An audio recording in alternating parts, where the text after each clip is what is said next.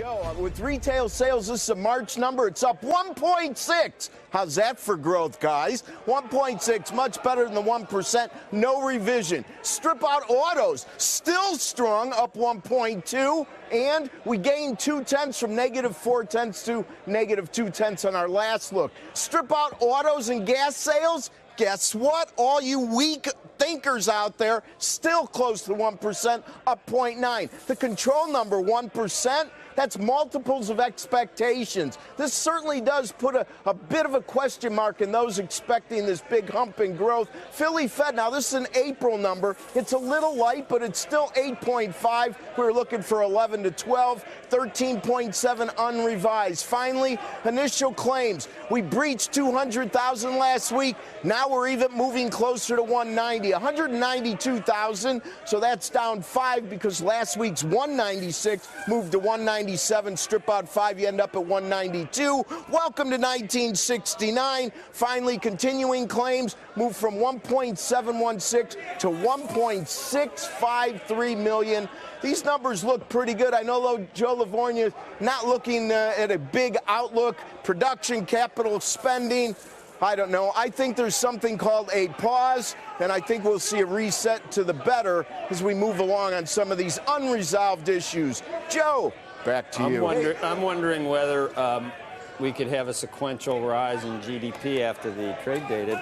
Aren't people at 2% now for the first quarter? We might go up again. Is that your question? We may be above the fourth quarter.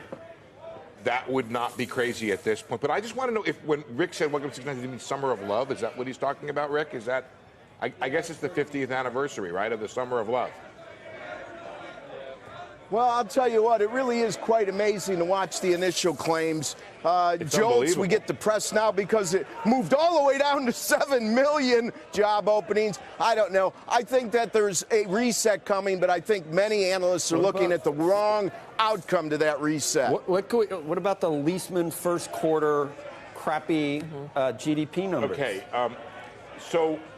Well, I mean, if we did above 2, wouldn't that be better than we've done in the last? I don't know. I have to go back and look at all the first quarters, which I didn't do coming in. We always do crappy. We always do crappy, which means it could be higher, or they could have fixed some of it. We know they were working on it as a result of, in part, our reporting on it.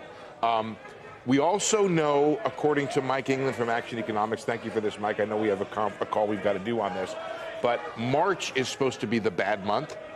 And we're only getting now some of the data in for March. This retail sales number, though, is good. Joe, do you want to give us a back of the envelope here with this number? What's going to happen to consumption?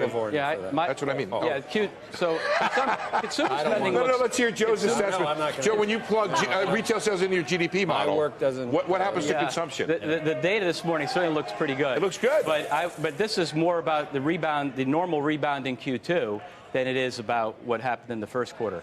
And as we were talking offset, we need to look at what the services numbers do, because retail sales is only about 25% of total consumption. So there's a big piece we still don't know a lot about. But the momentum looks good, at least for a much better Q2 compared to Q1.